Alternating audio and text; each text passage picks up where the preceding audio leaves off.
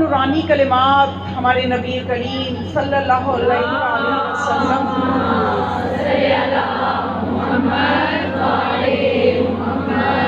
کیا فرمایا آپ نے فرمایا اِنَّا لِقَتْلِ الْحُسَيْنِ حَرَارَةً لَا تَبْرُدُ أَبَدًا، کہ حسین کے قتل میں ایک حرارت ہے فی قلوب المؤمنین، مومنین کے دلوں میں حسین کی شہادت کے حوالے سے ایک گرمی موجود ہے، لا تبردو، اور وہ کبھی بھی ٹھنڈی نہیں ہوگی، کبھی بھی ٹھنڈی نہیں ہوگی۔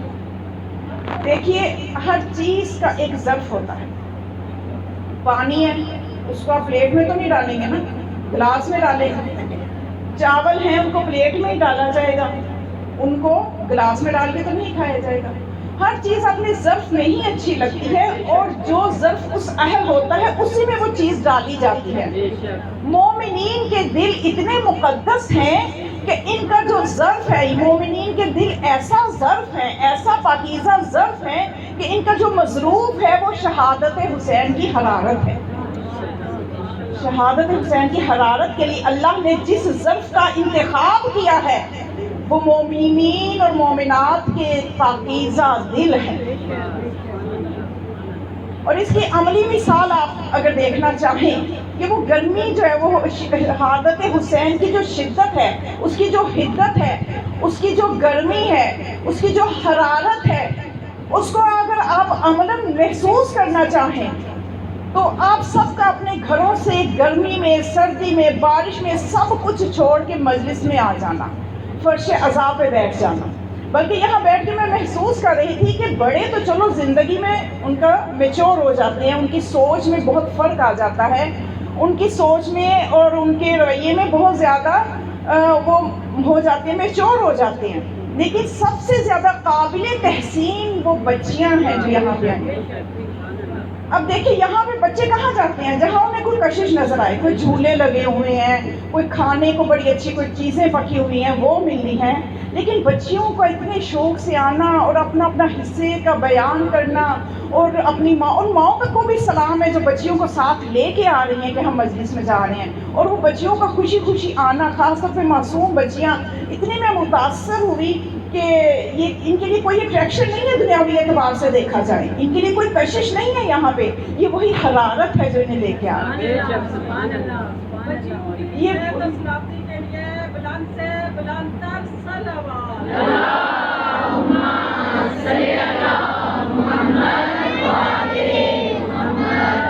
بس اب ہم نے کرنا یہ ہے کہ یہ جو ہمیں ایک خدا کی طرف سے ایک نعمت ہے جو حسین کی شہادت کی صورت میں ہماری زندگیوں میں جو ایک سرگرمی آ گئی ہے، ایک حرکت آ گئی ہے، یہ حرکت صرف 2.25 مہینے تک کی نہیں ہونی چاہیے، یہ ساری زندگی جیسے آکسیجن ہمارے لیے ضروری ہے، سانس لینا، یہ اس طرح سے یہ حرکت ہمارے اندر ہونی چاہیے۔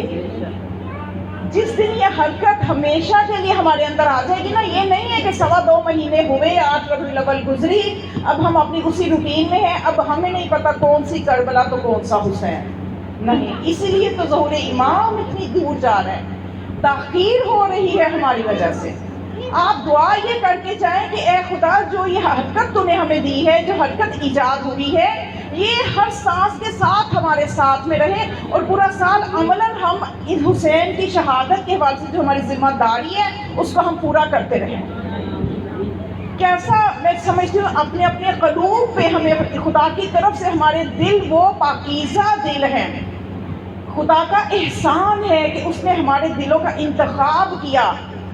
ایک تو حرارت اس شہادت حسین کی حرارت کے لیے ہمارے دلوں کا انتخاب کیا، دوسرا معصوم فرماتے ہیں قبورنا فی قلوب المؤمنین، کہ ہماری قبریں مومنین کے دلوں میں ہیں۔ کیسے پاکیزہ دل ہے، کیسے پاکیزہ ظرف ہے ہمارے دل۔ اور پھر یہ قلوب جو ہے محبت علی سے لبریز ہے، مومن کے دل میں اور کچھ بھی نہیں ہوتا۔ کیوں؟ اس لیے کہ جب یہ چیزیں مومن کے دل میں ہوتی ہیں نا تو تبھی خدا فرماتا ہے کہ مومن کا دل میرا حرم ہے، خدا فرماتا ہے مومن کا دل میرا گھر ہے۔ اس کو خوش کرنے پہ بھی خدا اتنا اجر و ثواب دیتا ہے کہ جس کو ہماری عقلیں احاطہ نہیں کر سکتی، اور کسی مومن کا دل دکھانے پہ بھی اتنا عذاب ہے کہ جو کسی اور گناہ کا عذاب نہیں ہے. اس لیے کوشش کریں کہ ایک دوسرے کے دل کی قدر کریں. ہمارے جو دل ہیں ایک دوسرے کا دل یہ کوئی عام دل نہیں ہے, یہ قبور آئمہ ہیں, ان میں شہادت حسین کی حرارت ہے, اس میں علی علیہ السلام کی محبت کی حرارت ہے. یہ ہے ہمارے دلوں کی قدر و منزلت, یہ ہے عظمت جس کو ہم جب تک خود نہیں سمجھیں گے اس وقت تک ہمیں فائدہ نہیں ہے. معصوم فرماتے ہیں نا, من عارف نفسہ عارف ربہ, جب اپنے آپ کو سمجھیں گے تو رب کو بھی سمجھیں گے. تو جو محبت علی کی حرارت ہے وہ انسان کو کہاں کا کہاں پہنچا دیتی ہے, کس مقام و مرتبے پہ پہنچا دیتی ہے. کتاب الاختصاص, اس میں یہ موجود ہے کہ وہ خط موجود ہے حاکم شام کا, معاویہ بن ابی سفیان کا خط, کتاب الاختصاص. اس نے ایک حاکم شام نے خط لکھ کے, جب آپ کا خلافت کا زمانہ تھا مولا کائنات کا امیر المؤمنین علی بن ابی طالب علیہ السلام کی,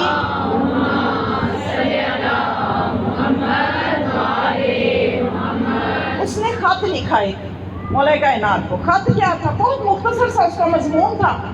اس میں میں آپ کو بتانا چاہتی ہوں کہ جو علی کی محبت کی حرارت ہے وہ انسان کو کس مقام پہ لے جاتی ہے, کس معراج پہ لے جاتی ہے, یہ آپ نے دیکھنا ہے اس واقعہ کے ذریعے سے. اب وہ خط میں اس نے لکھا, امیر المؤمنین خلیفۃ المسلمین معاویہ بن ابی سفیان کی طرف سے علی کو. یعنی اپنے اتنے اعزازات, اس نے پہلے تو مولا کا چرایا ہوا اعزاز امیر المؤمنین, یہ وہ مولا کا لقب ہے کہ مولا کی اولاد میں سے جو آئمہ ہے وہ بھی اپنے لیے اگر کوئی انہیں امیر المؤمنین کہتا تو لوگوں کو منع فرماتے تھے, نہیں یہ ہمارے جد علی کا لقب ہے. لیکن افسوس دنیا پہ کہ جنہیں معرفت ہی اس گھرانے کی نہ ہو سکی, تو کیسے کیسے لوگ اٹھ کے تو اپنے ساتھ یہ خطاب کر رہے ہیں, اپنے ساتھ اس لقب کو لگا رہے ہیں. تو اس نے کیا لکھا, امیر المؤمنین خلیفۃ المسلمین معاویہ بن ابی سفیان کی طرف سے علی کو پیغام. اچھا کیا پیغام تھا؟ اے علی, جنگ جمل میں تم نے جو چاہا ام المومنین حضرت عائشہ کے ساتھ کیا, طلحہ و زبیر کے ساتھ جو چاہا سلوک کیا, لیکن اب تم جنگ کے لیے تیار ہو جاؤ. یہ سفین سے پہلے یہ دعوت دے رہے ہیں. تو بس اتنا خط لکھ کے تو بھیج دیا. جب آپ نے خط کا مضمون پڑھا مولا کائنات نے, تو اس کا جواب بھی بہت ہی اس سے بھی مختصر لکھا. مولا نے کیا لکھا؟ مولا نے لکھا, ایک عبد خدا کی طرف سے. یعنی مولا بتانا یہ چاہتے ہیں کہ تجھے اپنی خلافت پہ فخر ہے, مجھے عبد خدا ہونے پہ فخر ہے. مولا کائنات کے بہت قیمتی 3 جملے, کہ ان جملوں کو سمجھ لیجئے کہ ایک سمندر کو کوزے میں بند کرنے کے مترادف ہے. صرف 3 جملے اگر آپ مولا کے وہ سن لیں اور اپنے اندر اتار لیں تو ہمیں سمجھ میں آ جائے کہ توحید کیا ہے, امامت کیا ہے, عبودیت کیا ہے. کیا فرماتے ہیں مولا کائنات؟ کفا بی عزن ان اکون لکا عبدن, کفا لی فخرن ان تکون لی ربن, انتا کما احب فاجعلنی کما تحب. یہ 3 جملے جو ہیں اس میں پورا اسلام ہے, اس میں پوری توحید ہے, اس میں پوری عبادتیں ہیں. ان 3 جملوں میں کلام الامامی امام الکلام, امام کا جو کلام ہوتا ہے وہ کلاموں کا امام ہوتا ہے. یہ 3 جملے, یہ دنیا میں کئی لوگ ایسے ہیں کہ جو اسلام نہیں, ان 3 جملوں کو پڑھ کے اسلام لے آئے ہیں. کہ وہ کیسا انسان ہے, اس کے کلام میں اتنی کشش, اتنی جاذبیت, اتنی فصاحت اور بلاغت کہ انہوں نے اسلام کے کلمے پڑھ لیے. مولا کائنات کیا فرماتے ہیں؟ کفا بھی عزن ان اکون لکا عبدن, میں مجھے علی کی عزت کے لیے اتنا کافی ہے کہ میں تیرا بندہ ہوں, اور میرے فخر کے لیے اتنا کافی ہے کہ تو میرا رب ہے, اور میرے فخر کے لیے اتنا کافی ہے کہ تو میرا رب ہے. توحید سمجھ میں آ گئی کہ جس کو علی 1000 رکعت پڑھ کے سجدے کرے وہ خدا کتنا عظیم ہوگا. اور آج دنیا نے کیا کام کیا کہ اسی علی کے اسی اللہ کے مقابلے میں علی کو لا کے صرف ایک اختلاف پیدا, فساد پیدا کرنے کے لیے, تشیع کا وقار ختم کرنے کے لیے اللہ علی کے نعرے لگوانا شروع کر دیے دشمن نے ہماری صفوں میں گھس کے. جبکہ علی کیا کہہ رہے ہیں, علی کی تو سنیں, آپ سمجھائیں ان لوگوں کو کہ دیکھو تم کیا کہہ رہے ہو اور یہ مولا کیا فرما رہے ہیں. کہ میرے فخر کے لیے تو یہی کافی ہے کہ تو میرا رب ہے. انتا کما احب، اے خدا تو ویسا ہی ہے جیسا میں چاہتا تھا. فاجعلنی کما تحب، مجھے بھی ویسا بنا دے جیسا تو چاہتا ہے. نعرے تکبیر، نعرے رسالت، نعرے حیدری،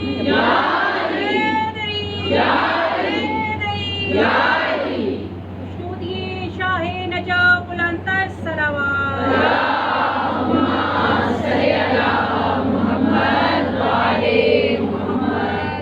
یعنی مولا کائنات کو خدا پہ کوئی شکوہ نہیں ہے.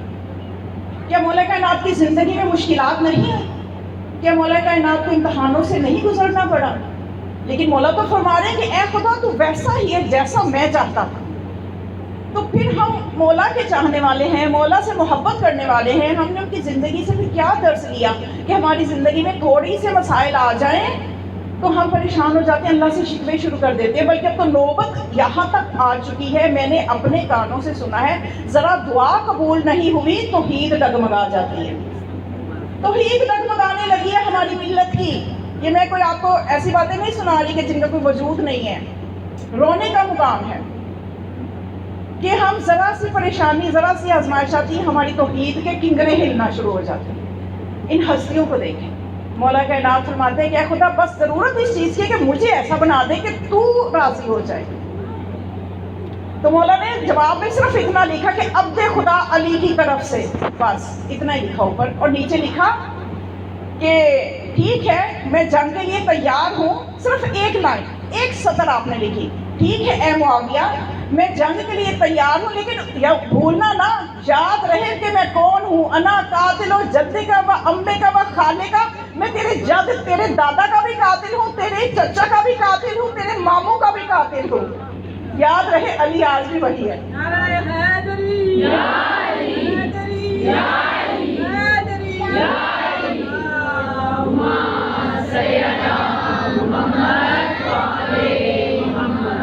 اب علی کی محبت کی حرارت محسوس کریں. خدا کرے یہ حرارت ہمارے دلوں میں بھی آئے اور ہماری اگلی نسلوں تک چلے. اب آپ نے خط وہ جو تھا اس کو بند کیا اور اپنے شاگردوں سے فرمایا کون ہے جو اس کو لے کے شام جائے گا. شاگرد خاموش، کیونکہ آپ نے فرمایا اس کے اندر جو میں نے لکھا ہے نا، ہوتا یہ ہے نا کہ اکثر جو پیغام لے کے جاتے ہیں نا انہیں کا سر سب سے پہلے قلم کر دیا جاتا ہے. اگر تحریر پہ غصہ آ جائے، اگر لکھی ہوئی تحریر بادشاہ کو پسند نہ آئے، سب سے پہلے قاصد کو کا سر قلم کروا دیا جاتا ہے. تو اب یہ سب جانتے ہیں کہ تحریر کیا ہے. مولا نے فرما دیا بڑا کاٹدار مضمون ہے، اب کس کی ضرورت ہے کہ جو لے کے جائے گا. خاموش. پھر آپ نے دوسری مرتبہ پوچھا تو ایک شخص اٹھا جس کا نام تاریخ نے بتایا تر ماہ. یہ اٹھا اور کہنے لگا یا علی میں لے کے جاؤں گا. آپ نے فرمایا عزت رکھ لینا، علی کی عزت رکھ لینا، اس کے اندر مضمون بڑا کاٹدار ہے. کہنے لگا کہ میں لے کے جاؤں گا، میں عزت بھی رکھوں گا. محبت تھی. لے گیا، خط لے کے چلا گیا. اب یہ جب شام پہنچا تو عمر بن عاص، ایول جینیس، لومڑ، جو کہ ہمیشہ مشورے دیتا تھا لیکن وہ برائیوں پہ ہی مشتمل ہوتے تھے. جینیس بڑا تھا لیکن اس کے مشورے ہمیشہ برائیوں پہ ہی مشتمل ہوتے تھے، فسادی. یہ جو قرآن سفیر میں اٹھائے تھے نیزوں پہ وہ بھی اسی کا ہی مشورہ تھا. اچھا اس نے دور سے آتے دیکھا تر ماہ آ رہا ہے تو اس نے فوراً جا کے حاکم شام جو باغ میں ٹہل رہا تھا اسے جا کے کہا علی کا خاص بندہ آ رہا ہے، خط کا جواب لے کے آ رہا ہے. تو اس نے کہا کیا کرنا چاہیے؟ اس نے کہا اپنے محل کو، اس کے محل میں پہنچنے سے پہلے ہی اپنے محل کو سجاؤ، ریڈ کارپیٹ بچھاؤ اور خوب ایسا بنا دو کہ وہ مرعوب ہو جائے، روب میں آ جائے، اس کی زبان میں لکنت آ جائے، وہ تیرے آگے بول ہی نہ سکے. ایسا ماحول بنا دو. اسی وقت حکم دیا گیا، اس کے محل پہنچنے سے پہلے ہی سارا کچھ کر دیا گیا. اب وہ جو آیا اس کے جوتے مٹی سے اٹے ہوئے تھے، اس نے نہیں دیکھا کہ قالین بچھے ہے کہ کیا بچھے. وہ بے نیازی سے اسی مٹی والے جوتوں کے ساتھ اس پہ چلتا ہوا حاکم شام کے پاس چلا گیا. اس کے بعد وہ مشورہ کرنے لگا کہ اب کیا کریں. مجھے تو اس کے مزاج میں بہت ہی زیادہ گرمی نظر آ رہی ہے. کہنے لگا عمر عاص ایسا کرو کہ نہ اس کے ایک بیابانی جنگلی مرد ہے، اس کے آگے پیسے کا منہ کھول دو، پھر دیکھنا یہ تیری تعریفیں کرے گا. اس نے کہا ٹھیک ہے. 30,000 دینار اس کے آگے رکھ دیے کہ یہ تم آئے ہو، تمہارے اعزاز میں تمہیں ہم دے رہے ہیں. اس نے بے نیازی سے ان کو دیکھا بھی نہیں. اور حاکم شام بیٹھ گیا ٹانگیں پھیلا کے، یہ بھی ٹانگیں پھیلا کے بیٹھ گئی. تاریخ میں لکھا، کتاب اختصاص میں پورا نقشہ موجود ہے، یہ بھی اسی طرح ٹانگیں پھیلا کے بیٹھ گیا. اس کو اشارہ کیا کہ تم ٹانگیں اپنی سمیٹو. کہنے لگا وہ سمیٹے گا تو میں بھی سمیٹ لوں گا. اس کے بعد اس نے کہا حاکم شام نے لاؤ تو خط حوالے کرو. اس نے کہا کہ خط تو میں حوالے ابھی نہیں کروں گا، یہ میرے مولا کی طرف سے آیا ہوا خط ہے، پہلے اپنے پورے قد کے ساتھ کھڑے ہو جاؤ اور جھک کے میرے سے وصول کرو، میں چوم کے تمہارے حوالے کروں. اس نے کہا ایسے تو نہیں ہوگا، تم میرے مشیر امر آس کو دے دو. اس نے کہا کہ امر آس کو نہیں دوں گا، اس لیے کہ یہ خائن ہے، خیانت کرنے والا ہے، اس کو نہیں دوں گا. اس نے کہا میرے بیٹے یزید کے ہاتھ میں دے دو. کہنے لگا شیطان کا بیٹا بھی شیطان ہی ہوتا ہے، مجھے کوئی اعتبار نہیں ہے، اس کو بھی نہیں دوں گا. اب خط حوالے کیا گیا تو امر آس نے اس کے بعد وہ دولت پھر ذرا سامنے کی کہ شاید اس نے دیکھا نہیں، یہ 30,000 دینار ہیں. دینار سونے کا سکہ، سونے کی قیمت ہر زمانے میں بہت زیادہ ہوتی ہے، اور 30,000 سونے کے سکے آج کی کروڑوں کی مالیت. یہ پھر جب آگے اس کے کر کے رکھے تو اس کے بعد پوچھنے لگا حاکم شام تم کس کی طرف سے آئے ہو اور کس کے پاس آئے ہو. اب انہیں کہا بھی اب تو دولت پہ نظر پڑ گئی ہے، اب ذرا میں پورے درباریوں کے سامنے اپنی تعریف بھی کروا دوں کہ یہ کس کی طرف سے آیا ہے اور کس کے پاس آیا ہے. تو اس نے کہا کہ میں حق کے بادشاہ امیر المؤمنین عین اللہ وجہ اللہ حسن اللہ امیر المؤمنین علی ابن ابی طالب کی طرف سے ایک امیر زنا زادہ فاسق فاجر ظالم خائن کی طرف آیا ہوں. توجہ فرمائی آپ نے کہ پورا نقشہ اس کی کردار کا کھینچ کے سامنے رکھ دیا کہ تم کون ہو اور جس کی طرف سے آیا ہوں وہ کون ہے. اور یہ بڑی بات ہے کہ وہ دشمن کے دربار میں دشمن کے سامنے اس طرح سے کلام کرنا. تو وہ حیران کہ اس میں تو دولت نے کوئی اثر ہی نہیں کیا، مال و دولت کوئی اثر نہیں کیا. دیکھیے یہ جس دل میں، وہی دل کی بات ہے نا، مومن کے دل کی بات ہو رہی ہے. مومن کے دل میں جب محبت، جب ولایت آ جاتی ہے، اس کے آگے دنیا ہیچ ہو جاتی ہے. میں ابھی آپ کو آزمائش کے لیے ابھی میں آپ سے پوچھتی ہوں، چلیں اگر آپ کو کوئی بہت حسین گھر دے، لو جی یہ بہت پیارا گھر یہ آپ کا ہوا، لیکن ہماری ایک شرط ہے کہ اس میں کبھی بھی علی کا ذکر نہیں ہونا چاہیے، آپ لیں گے وہ گھر؟ کوئی بھی نہیں لے گا. یہی محبت کا امتحان ہے. آپ کے دلوں میں علی کی محبت کی حرارت ہے، کبھی بھی نہیں لیں گے. تو یہ چیز ہے وہ محبت. تو اس نے کوئی پرواہ نہ کی اور اس کے بعد خط لکھوایا. پھر اس نے اپنے رائٹر سے کہا اپنے کہ لکھو بھائی اس کا جواب لکھو جو علی نے جواب دیا. اس کا جواب کیا لکھوایا کہ ٹھیک ہے علی اب تیار رہو جنگ کے لیے، تمہیں پتہ ہونا چاہیے. اب مولا نے کیا لکھا تھا کہ میں وہی علی ہوں، قاتل و جدے کا و امے کا و خالے کا. تو اس نے جواب میں لکھا کہ میری فوج کا تمہیں پتہ نہیں ہے علی، میری جو فوج ہے نا اس کی تعداد آسمان پہ ستاروں کے برابر ہے. تو اس نے جب یہ سنا نا یہ لکھوا رہا ہے تو تیرے ماں نے کہا تیرے اس خط کا جواب میں ابھی دے دیتا ہوں، میں ہی دے دیتا ہوں، علی سے پہلے میں ہی دے دیتا ہوں کہ تیری فوج کی تعداد اگر آسمان پہ ستاروں کے برابر ہے تو میرا علی وہ آفتاب امامت ہے کہ اس کی روشنی سے تیرے سارے ستارے ماند پڑ جائیں گے.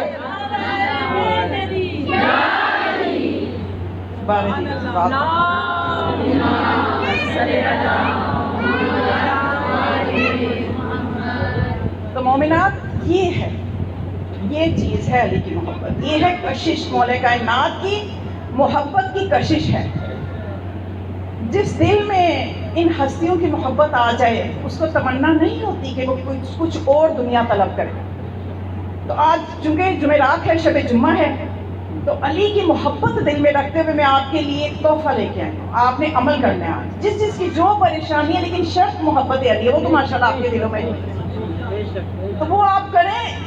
یہ وہ ہستیاں ہیں، وسیلہ ہے جو ہماری پریشانیوں کو دور کرنے کا وسیلہ ہے. یہ ادھر ادھر جانے کی کوئی ضرورت کہیں نہیں ہے. بس اپنا مسئلہ آپ ان کی بارگاہ میں بتائیں، یہ سنتے ہیں، یہ حل کرتے ہیں. عقیدے میں کمزوری نہیں ہونی چاہیے. ہمارے مکتب کا وقار ہی یہی ہے کہ ہم جن ہستیوں کو امام مانتے ہیں، جب ہم زیارات پہ جاتے ہیں، ہر امام کی زری میں جب ہم جاتے ہیں، ایک جملہ ہر امام کی زیارت میں لکھا ہوا ہے کہ آپ کو میرا سلام، اور میں یہ جانتا ہوں انت تسمع کلامی، کہ آپ میرا کلام سن رہے ہیں اور آپ میرے سلام کا جواب بھی دے رہے ہیں۔ کیونکہ ہم جس امام کی بھی زری پہ جاتے ہیں، ہم یہ نہیں کہتے کہ یہ قبر ہے تو اندر کوئی نعوذ باللہ میت ہے، نہیں، ہم کہتے ہیں ہمارا عقیدہ یہ ہے کہ وہاں ایک تخت لگا ہوا ہے اور اس کے اوپر امام بیٹھے ہوئے ہیں اور وہ ہمیں دیکھ رہے ہیں۔ ہر امام ہر زائر کو دیکھ رہا ہوتا ہے، اور ہر زائر کے دل میں کیا ہے بتانے کی ضرورت ہی نہیں ہے، وہ جانتے ہیں۔ یہ ہے معرفت کے ساتھ زیارت، یہ ہے معرفت کے ساتھ زیارت۔ تو امام کی محبت مولا علی کے دل میں رکھا۔ ختم ناد علی ہے جو میں چاہتی ہوں کہ آج شب جمعہ ہے، جو کرنا چاہے اپنی مشکلات کے لیے، اور اس کا وقت شب جمعہ ہے۔ شب جمعہ اس کو کیا جاتا ہے۔ اس کو کس طرح سے آپ نے کرنا ہے کہ باوضو ہو کے نماز مغربین پڑھ کے مصلی پہ آپ نے قبلہ رخی تو بیٹھے ہوں گے ظاہر ہے، 10 مرتبہ سورہ توحید پڑھیں، 15 مرتبہ درود پڑھیں، 12 مرتبہ آپ نے اس میں تسبیحات اربع پڑھنی ہے، ٹھیک ہے؟ 15 مرتبہ درود اور 12 مرتبہ تسبیحات اربع پڑھنی ہے، اور 7 مرتبہ ناد علی صغیر پڑھنی ہے۔ ناد علی مظہر، ناد علی صغیر میں آپ کو بتا رہی ہوں، ناد علی مظہر العجائب تجد عون لک فی النوائب کل ہم و غم سینجلی بعلی بعلی بعلی، یہ ہے ناد علی صغیر۔ اب آپ اگر نہیں بھی لکھ رہے ہیں، میرا چینل ہے خانم زینب عمران نقوی، روزانہ کی بیس پہ میں مجالس اس پہ اپلوڈ کر رہی ہوں، آپ اس چینل پہ جائیں تو آپ کو اس میں یہ ریکارڈنگ مل جائے گی۔ کوئی مطلب مسئلہ نہیں ہے کہ آپ لکھیں یا آپ اپنے ذہن پہ زور ڈالیں، اس وقت آپ بس توجہ سے سنیں کہ جو چیز میں آپ کو بتانا چاہ رہی ہوں، یہ ایک وظیفہ ہے، یہ کریں تو بس اس کے بعد آپ اپنی حاجت جو ہے مولا کائنات کو وسیلہ بنا کے اللہ کی بارگاہ میں پیش کریں۔ تو دیکھیے انشاءاللہ زیادہ دیر نہیں لگے گی، خدا سب کی پریشانی دور فرمائے۔ صلوات پڑھیں۔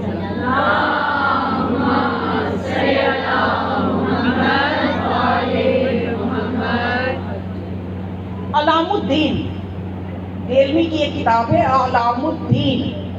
اب میں چاہتی ہوں کہ جو ذرا پریشان چہرے مجھے نظر آ رہے ہیں نا کہ اچھا ہم جاتے ہیں اور مولا ہماری بات سنتے ہیں، جو وقت کے امام ہیں، میں نے آپ کو کل بھی عرض کیا تھا نا کہ جب خدا عہدہ دے گا تو تصرف کیوں نہ دے گا، اختیار دے گا تو وہ عہدہ کام کرے گا نا، جب اختیار نہیں دے گا تو کیا فائدہ؟ امام جن و انس کا امام بنانے کا کیا فائدہ؟ جن و انس کا رسول بنانے کا کیا فائدہ جب اختیارات اور تصرفات نہ ہو، جب معجزات نہ ہو؟ یہ سب چیزیں، کیونکہ یہ ہستی اور صفات الہی کا مظہر ہے، صفات الہی کا مظہر ہے۔ خدا سنتا ہے، خدا کیسا سننے والا ہے؟ خدا کی سماعت ہماری سماعت کی طرح نہیں ہے۔ خدا کو سننے کے لیے یہ جو 2 آلے ہیں کان، ان کی ضرورت نہیں ہے۔ تو اب ہم یہ ہے خدا کی صفات کا مظہر، سب مانتے ہیں، سب مسلمان مانتے ہیں نا۔ تو اب خدا کی جو صفت ہے سننے کی صفت، خدا قرآن میں فرماتا ہے کہ وہ سمیع ہے، سمیع ہے، سمیعون، وہ سننے والا ہے۔ پھر وہ کیسے سنتا ہے؟ وہ ہماری طرح بھی نہیں سنتا، تو پھر وہ کیسے سنتا ہے؟ تو اس نے اپنی معرفت کے اظہار کے لیے، اپنی صفات کے اظہار کے لیے تو آل محمد کو خلق کی ہے۔ خدا نے بھیج کے بتا دیا کہ دیکھو ان کا سننا، یہ جیسے سنیں گے یہ میری صفت کا مظہر ہے۔ ان کے سننے کو اپنے جیسا نہ سمجھنا کہ ہم ایک جگہ بیٹھ کے سن رہے ہیں تو یہ بھی بس وہی سن سکتے ہیں۔ ان کا سننا تمہارے سننے جیسا نہیں ہے، یہ میری صفت بصیر کا مظہر ہے۔ ان کا دیکھنا بھی تمہارے دیکھنے جیسا نہیں ہے، ہم صرف دیکھتے ہیں سامنے سے، امام کا دیکھنا ہمارے دیکھنے جیسا نہیں ہوتا۔ آپ نعیم الابرار میں واقعہ موجود ہے، مجاز مرثیہ میں واقعہ موجود ہے، بے شمار کتابوں میں واقعہ موجود ہے۔ تاریخ اٹھا کے دیکھ لیجئے کہ جب رسول خدا جماعت کروا رہے ہوتے تھے، پیچھے منافق بھی ہوتے تھے، تو ایک دفعہ رسول خدا نے پھر منافقوں سے یہ کہا کہ بھائی دیکھو میں رکوع میں ہوتا ہوں تم سجدے میں چلے جاتے ہو، میں قیام میں ہوتا ہوں تم رکوع میں چلے جاتے ہو، دوڑے کیوں لگائیں گے؟ یہ تو نماز ہے، یہاں تو نہ دوڑے لگاؤ، یہ تو میدان جنگ تھوڑی ہے، ہر وقت بھاگنا ہی سیکھ لیا ہے، ہر وقت تم نے بھاگنا ہی سیکھ لیا، نماز تو میرے ساتھ رہ کے پڑھا کرو، نماز میں تو میرے ساتھ رہا کرو۔ تو وہ منافقوں نے جب یہ بات سنی تو کہنے لگے کہ میرا خیال ہے کہ یہ جو نبی ہے نا رسول اللہ، یہ نا جب ہم نماز میں سجدے میں ہوتے ہیں نا یہ ہمیں مڑ کے دیکھتا ہے، یہ ہمیں مڑ کے دیکھتے ہیں، تو اس لیے سے پتہ چل گیا کہ کب ہم رکوع میں ہوتے ہیں تو کب ہم سجدے میں ہوتے ہیں۔ تو جب رسول اللہ تک ان کی یہ باتیں پہنچی تو آپ نے فرمایا کہ یہ تم کس قسم کی باتیں کر رہے ہو؟ میرا دیکھنا تمہارے دیکھنے جیسا نہیں ہے۔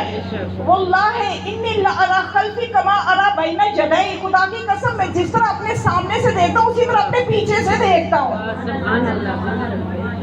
اور جو وارث رسول ہوگا اس کا دیکھنا بھی ہمارے دیکھنے جیسا نہیں ہے۔ لوگ آتے تھے مولا کائنات کے پاس اور آ کے کہا کرتے تھے کہ یا علی آپ تیز رفتار گھوڑا لے لیں، آپ خچر پہ سوار ہوتے ہیں، اس کی تو اتنی سپیڈ ہی نہیں ہے، تو تیز رفتار گھوڑا لیں۔ تو مولا نے فرمایا مجھے بھاگنا تھوڑی ہوتا ہے کہ میں تیز رفتار گھوڑا لوں۔ نعرہ حیدری، مجھے شاہ نجف بلندتر صلوات۔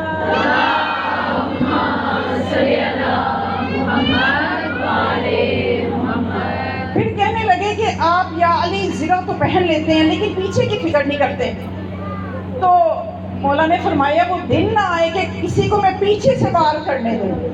تو انہوں نے کہا یہ کیسے ممکن ہے؟ فرمایا واللہ انی لأری خلفی کما اری بین یدی، میں علی جس طرح سامنے سے دیکھتا ہوں اسی طرح پیچھے سے دیکھتا ہوں۔ سبحان اللہ، سبحان اللہ۔ تو کبھی بھی یہ قیاس نہ کریں کہ ان کا دیکھنا سننا ہمارے جیسا ہے تو پتہ نہیں یہ ہمیں ہماری باتیں سن بھی رہے ہیں یا ہمیں دیکھ بھی رہے ہیں یا نہیں۔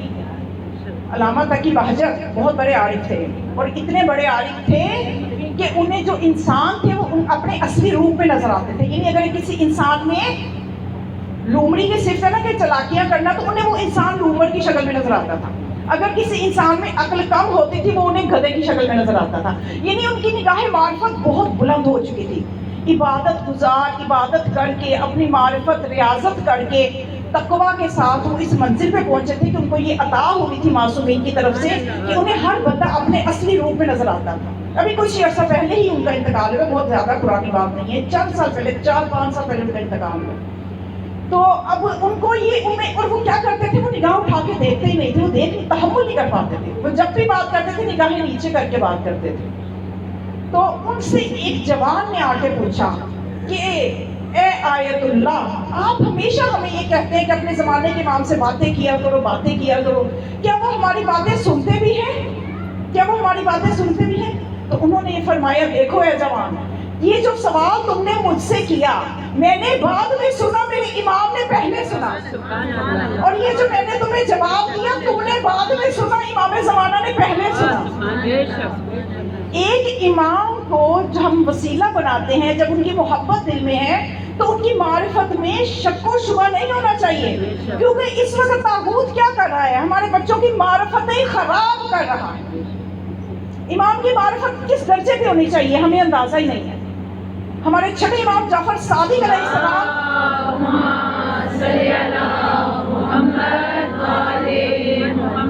ان کی خدمت میں، امام کی خدمت میں ایک شخص آیا، اس وقت امام گفتگو فرما رہے تھے معرفت پہ، اور افسوس کر رہے تھے کچھ لوگوں کے حوالے سے کہ جو شک کر رہے ہیں ہماری اختیارات پہ جو خدا نے ہمیں دے رکھے۔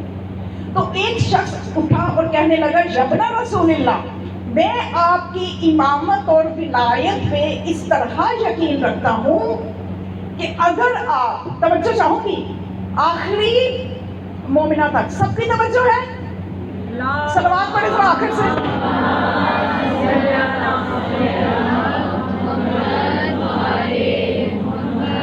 ایک ذرا جاگتی بھی صلوات پڑھے،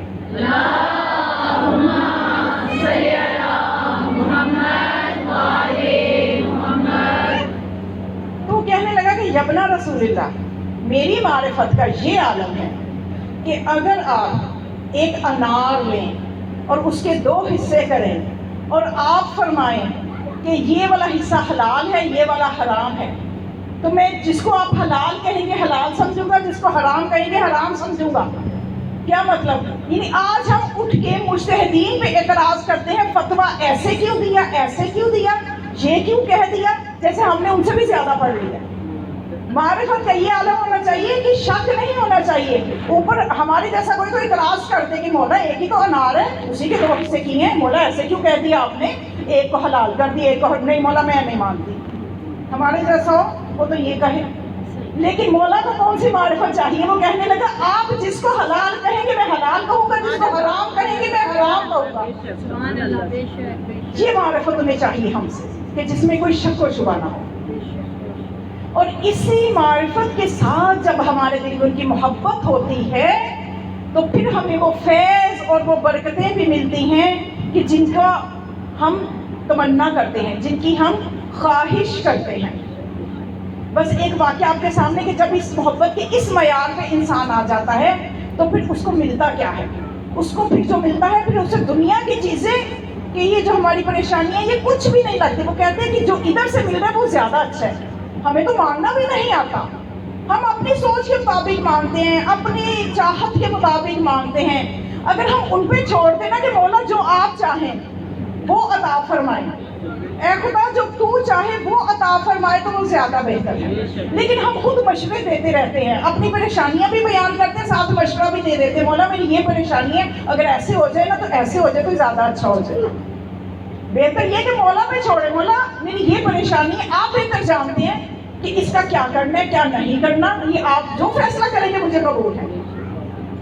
جابر بن عبداللہ انصاری 7 معصومین کا دور دیکھا انہوں نے. 7 معصوم, ہم نے تو ایک معصوم کو بھی نہیں ابھی تک دیکھا نا, جو زمانے کے امام ہیں, ہم نے ابھی تک زیارت نہیں کی. 7 معصوموں کا دور دیکھا تو ایک دن امام باقر علیہ السلام نے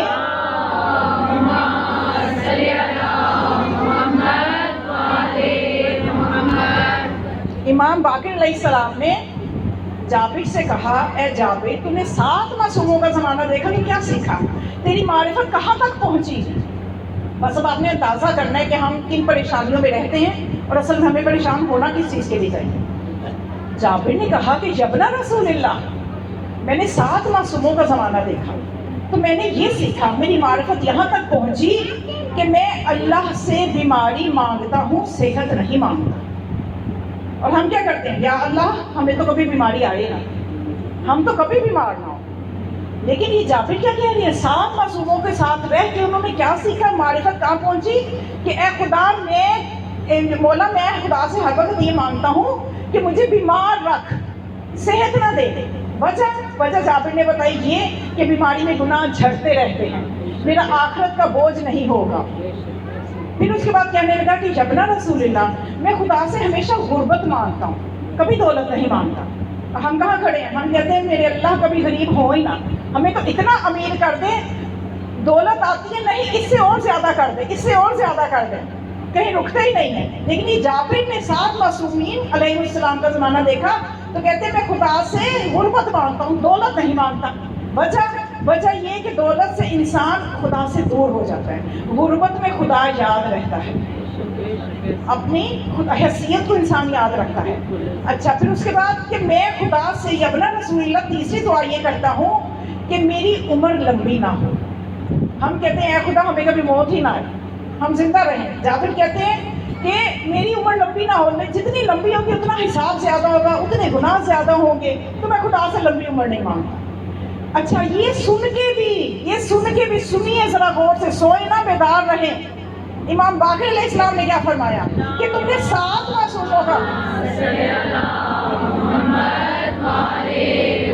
7 معصوموں کا زمانہ دیکھا تو جابر تو نے بس یہی سیکھا. اب یہ سن کے مولا کیا کہتے ہیں, مولا فرماتے ہیں کہ جابر بس تو نے یہی سیکھا, بس تیری معرفت یہاں تک پہنچی. میں بتاتا ہوں. پھر مولا نے فرمایا میں بتاتا ہوں کہ ہم آل محمد کیا کرتے ہیں. ہم آل محمد یہ کرتے ہیں کہ ہم اللہ سے یہ نہیں کہتے کہ ہمیں بیمار رکھ یا ہمیں صحت مند رکھ, ہمیں امیر رکھ یا غریب رکھ. ہم کہتے ہیں اللہ تیری مرضی, چاہے امیر بنا چاہے غریب بنا, چاہے بیمار رکھ چاہے صحت مند رکھ. وما تشاءون الا ان یشاء اللہ, ہم اللہ کی مشیت میں راضی رہتے ہیں. یہ ہے وہ معرفت جو معصومین خدا کے لیے رکھتے ہیں, جو ہمیں اپنے ائمہ علیہ السلام کے لیے اپنے اندر اس درجے پہ ہمیں لے کے آنا ہے.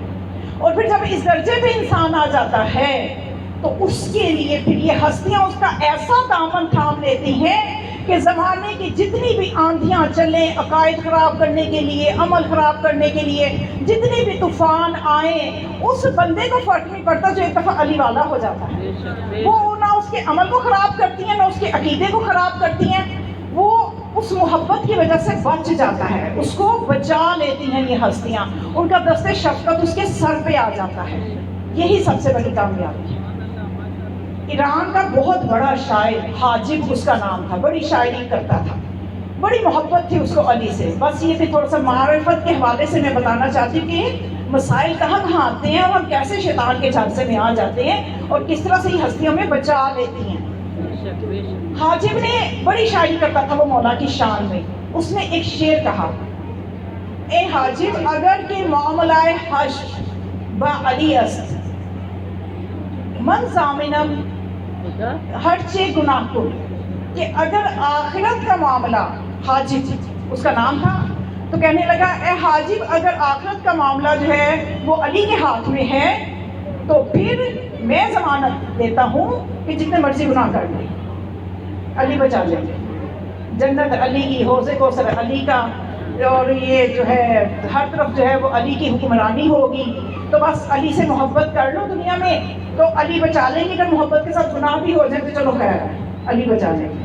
جب اس نے یہ شعر کہے تو بولے کائنات کی ہر چیز پہ، میں نے کہا نا امام کا تصرف کیا ہے، امام کی ہمارے ہر فعل پہ نگاہ ہے، ہمارے ہر عمل پہ نگاہ ہے، ہماری ہر نیت پہ نگاہ ہے. یہ ہے امام، یہ ہوتا ہے امام.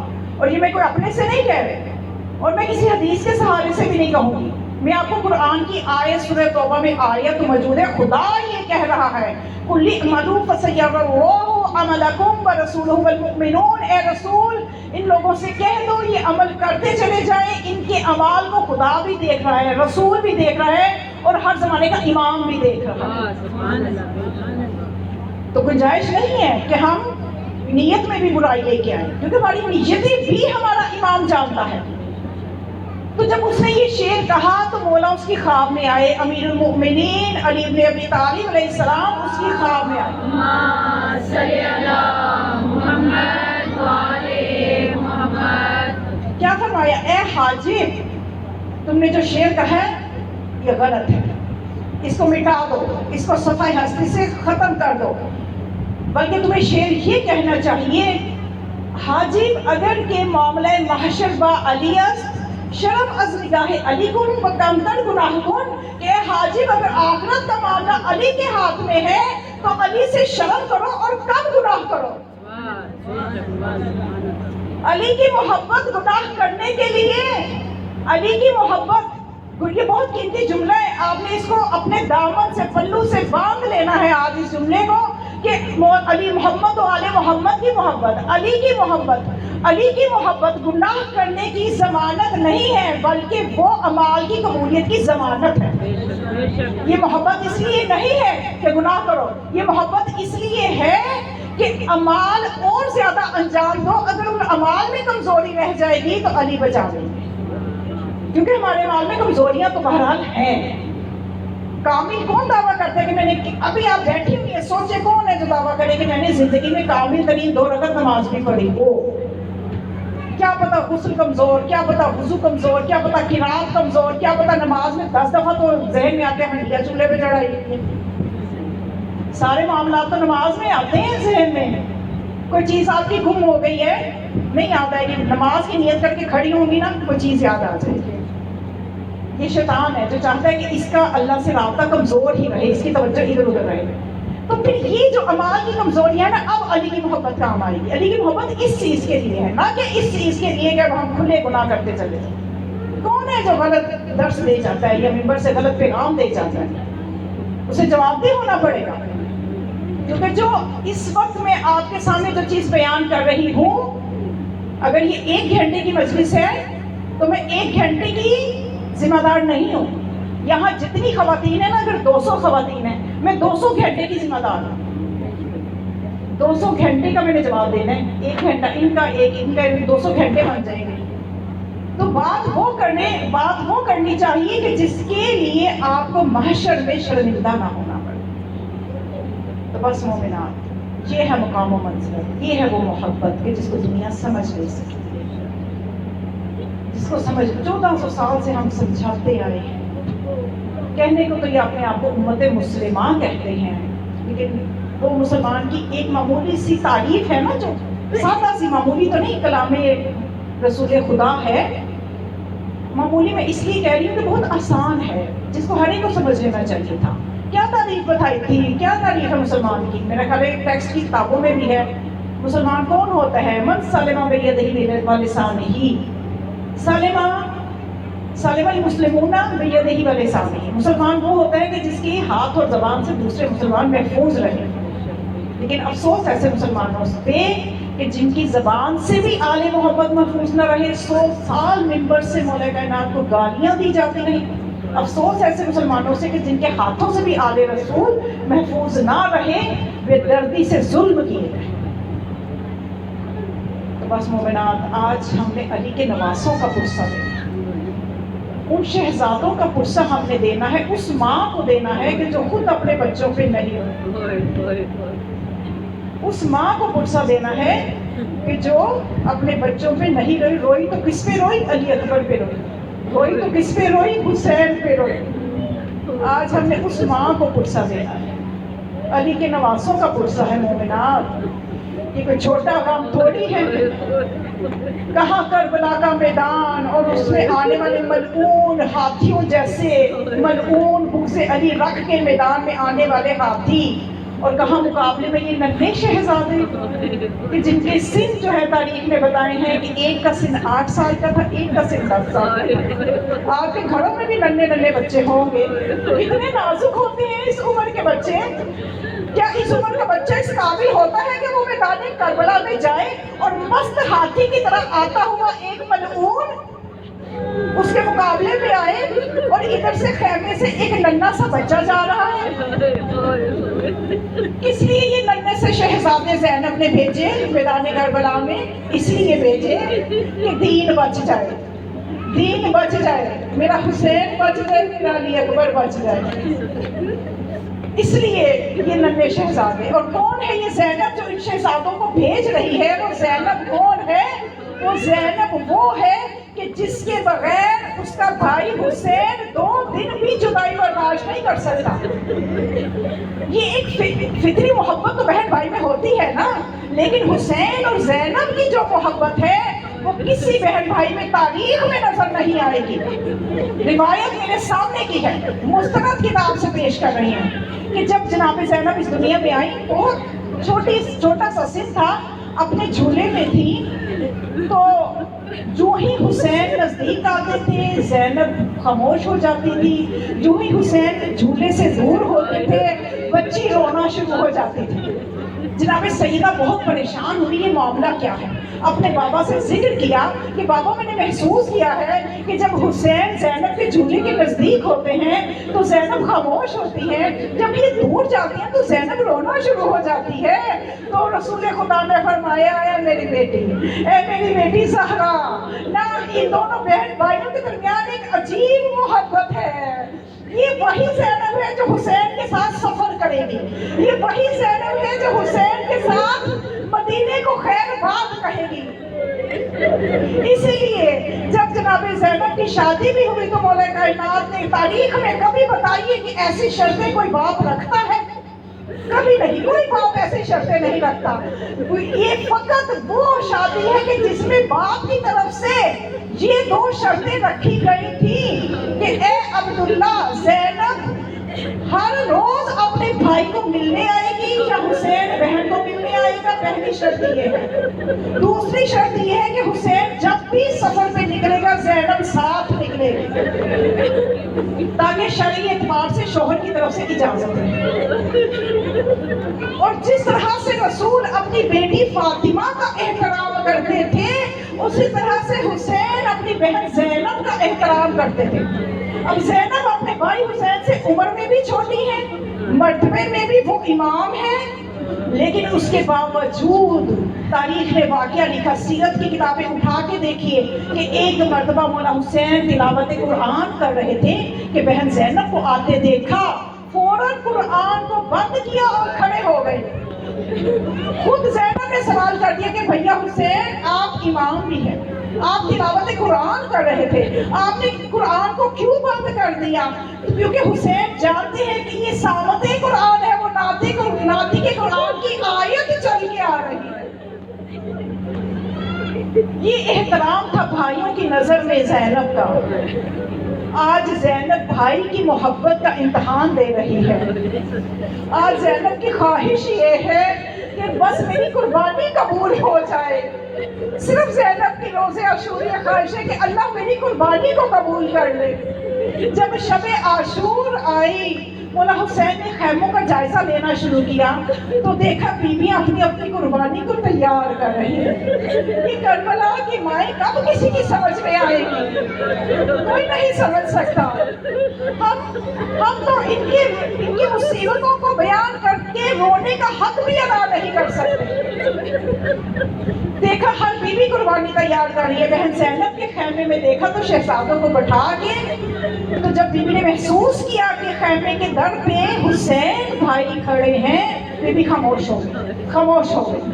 اس کے بعد حسین آگے چلے. جب روز عاشور آیا، اب یہ بچے بار بار آ کے اجازت مانگ رہے ہیں، ماموں ہمیں جانے کی اجازت دیجیے. کیسی مظلومیت ہے آج حسین پہ، کیسی غربت آ گئی کہ آج ننھے بھانجے آ کے اجازت مانگ رہے ہیں کہ ماموں جان ہمیں قتل ہونے کی اجازت دیجیے.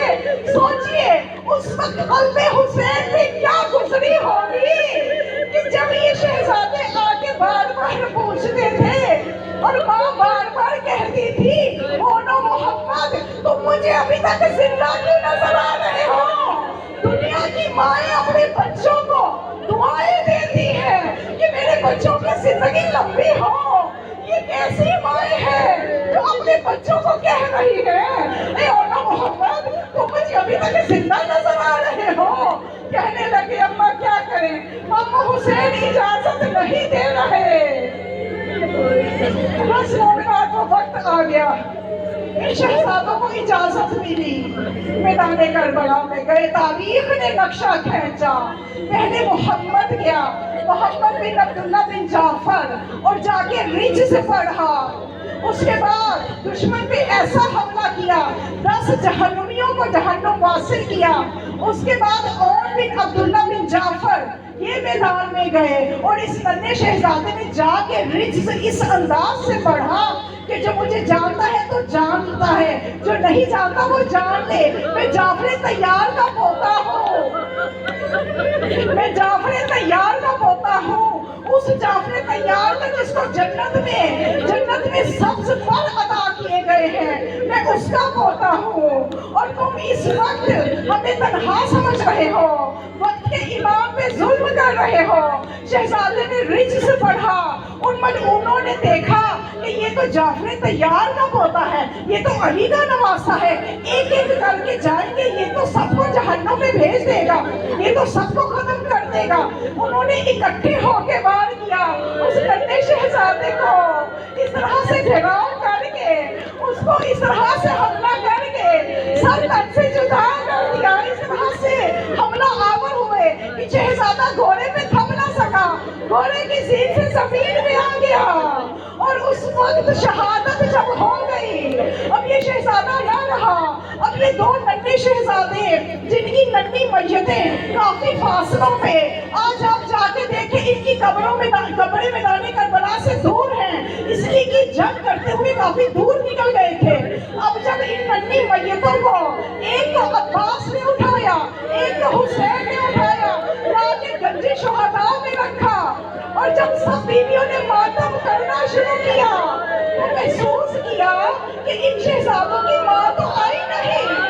ان کی ماں زینب کہاں ہے جو ہر ایک کی لاش میں سب سے پہلے آتی ہے؟ آج زینب کیوں نہیں آئی؟ جا کے خیمے میں دیکھا، بیوی کا سر سجدے میں، بیوی کا سر سجدے میں، اور خدا سے دعا کر رہی ہے اے خدا میری قربانیوں کو قبول